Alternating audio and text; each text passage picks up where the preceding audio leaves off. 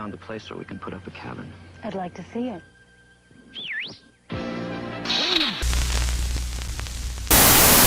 If I had to say, there were two trucks from my childhood, neither of which that I actually owned, but two trucks from my childhood that left an indelible impression on what I saw as aesthetically beautiful, pleasing, and functional in terms of driving.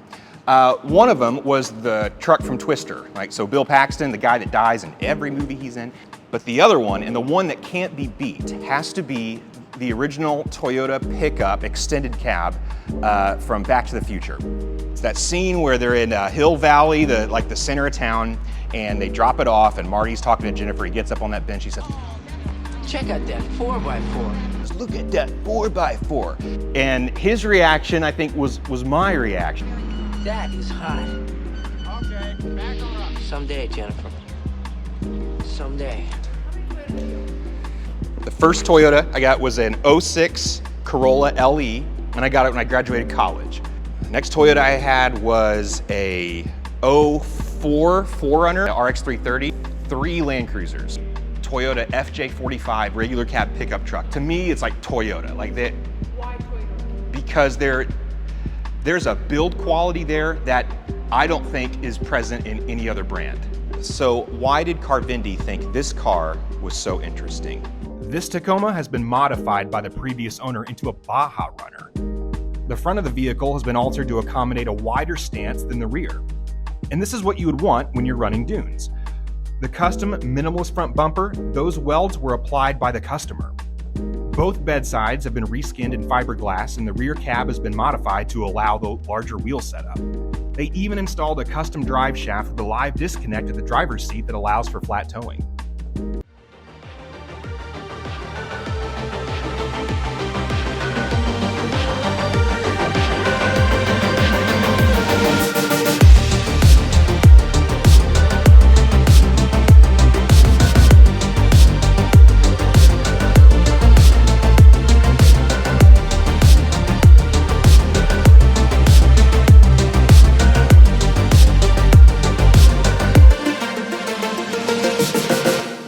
The other thing that you get on the TRD Pros, specifically with the automatics, you get crawl control.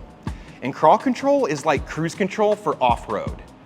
Basically what it does is it allows the driver to concentrate just on steering, and it handles the gas, the brake, and everything else. It manages wheel slip.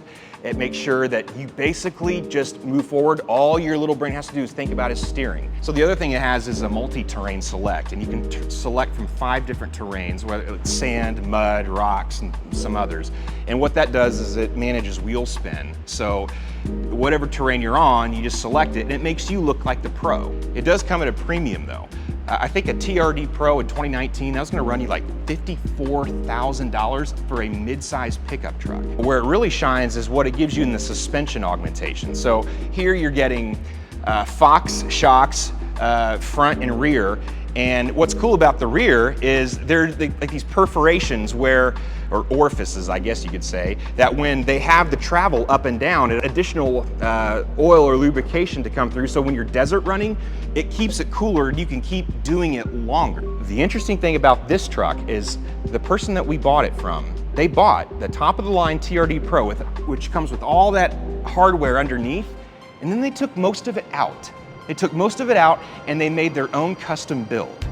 Anytime a Tacoma comes through that's in a especially interesting trim, whether it's a TRD off-road or a Pro, you get excited.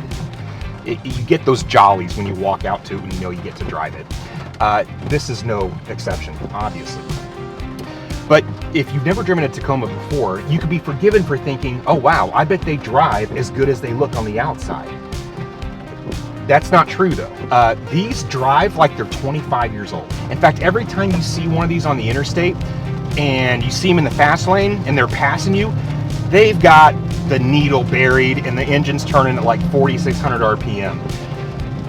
They're slow. They drive like hot asthma. And you wouldn't know that unless you've actually driven one. This is the 3.5 liter V6, the same V6 that you would get in a TRD Camry. Well, in that it feels fast. And here, it's like you're breathing through one of those stirring sticks. But I will say this, it feels generationally consistent with its predecessors. The seats, they're too car-like. The tunnel where the driver sits in a Tacoma, it's like a coffin. It's like you're sitting in an upright coffin, and your legs have to go forward and then they have to jut out to the left a little bit. Weirdly, it's also part of the charm of these trucks, but it's a truck first and it's everything else second. That's why it feels so slow. It's a traditional truck. It's a ladder frame. You've got an independent front suspension and a live rear axle. Independent front suspensions are inherently complicated, but if you're gonna trust anybody to do it, it might as well be Toyota because they know what they're doing. And that's the presence of a Toyota. They're okay being square. They're okay being not cool. And in a way, they're so not cool, they're actually cool. Because you know what's cool is getting home. People drive Wranglers because they want to get the girl. People drive Toyotas because they want to get home. Here's the thing. In 2019, J.D. Power and Associates ranked all of the competing mid-size pickup trucks.